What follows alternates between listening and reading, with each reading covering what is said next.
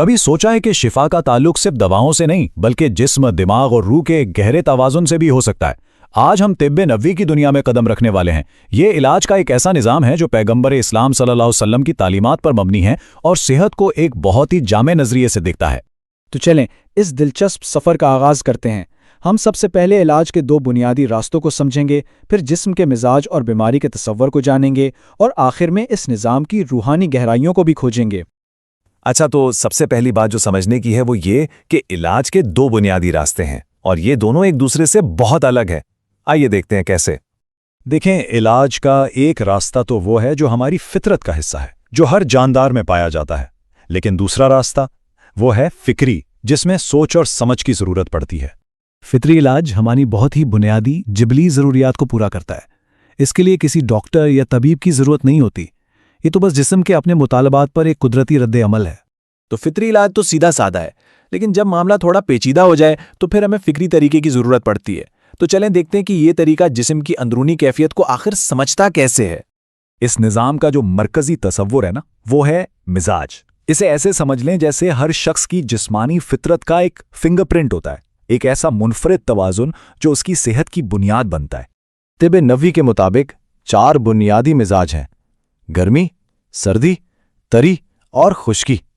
جب ان میں سے کسی ایک کا بھی توازن بگڑتا ہے نا، تو بیماری پیدا ہوتی ہے۔ اسی لیے ایک طبیب کے لیے ان کو سمجھنا بہت اہم ہے۔ اور بات یہیں ختم نہیں ہوتی۔ یہی سادہ مزاج جب آپس میں ملتے ہیں تو مرکب حالتیں بھی بناتے ہیں، جیسے گرم اور تر یا سرد اور خشک۔ ایک ماہر طبیب ان تمام کیفیات کو سمجھ کر ہی صحیح تشخیص کر پاتا ہے۔ جسم کی 3 حالتیں ہوتی ہیں، ایک تو ہے مکمل صحت، دوسری ہے مکمل بیماری، اور ان دونوں کے بیچ کی ایک درمیانی حالت۔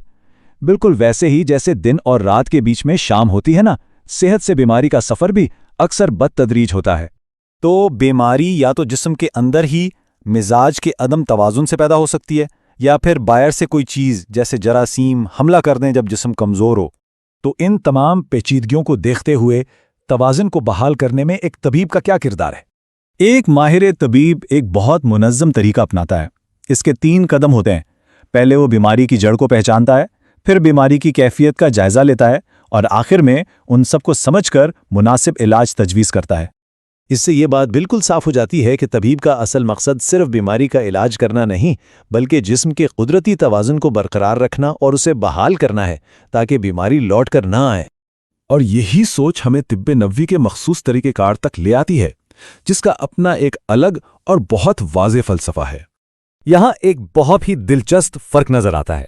جہاں دوسرے طبی نظاموں میں پیچیدہ فارمولے اور دوائیں استعمال ہوتی ہیں، وہیں طب نبوی سادگی پر زور دیتی ہے، یعنی ایک جز والی دوائیں اور غذا کو دوا پر ترجیح دینا۔ یہ اصول ایک بنیادی عقیدے کو ظاہر کرتا ہے کہ کم ہی زیادہ ہے، اور سب سے سادہ علاج ہی ہمیشہ بہترین ہوتا ہے۔ اب چلتے ہیں اس طبی نظام کے سب سے منفرد پہلو کی طرف، اور وہ یہ ہے کہ اس کا اللہ سے یعنی روحانیت سے کیا تعلق ہے۔ یہی وہ نقطہ ہے جہاں طب نبوی صلی اللہ علیہ وآلہ وسلم دوسرے نظاموں سے منفرد ہو جاتی ہے۔ اسے صرف ایک انسانی سائنس نہیں سمجھا جاتا، بلکہ یہ مانا جاتا ہے کہ اس کی بنیاد میں ایک الہی عنصر شامل ہے۔ علم کے ماخذ میں ایک بنیادی فرق بتایا گیا ہے۔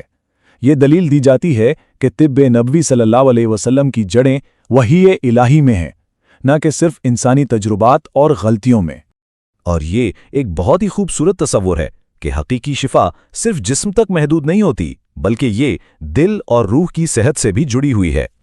یہ ساری باتیں مل کر ایک ایسے تصور کو جنم دیتی ہیں جو ہمیں بتاتا ہے کہ ایک مکمل اور پائیدار شفا آخر ہوتی کیا ہے۔ تو سب سے اہم بات یہ ہے کہ حقیقی صحت تب ملتی ہے جب روح کی طاقت جسم کو مضبوط کرتی ہے۔ یہ دونوں مل کر بیماری کو شکست دیتے ہیں۔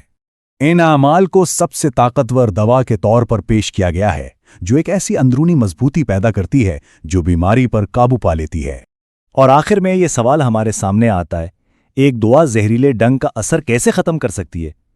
یہ ہمیں اس بات پر سوچنے پر مجبور کرتا ہے کہ کیا صحت اور شفا کے کچھ ایسے پہلو بھی ہیں جنہیں ہم ابھی تک پوری طرح سمجھ ہی نہیں پائے ہیں؟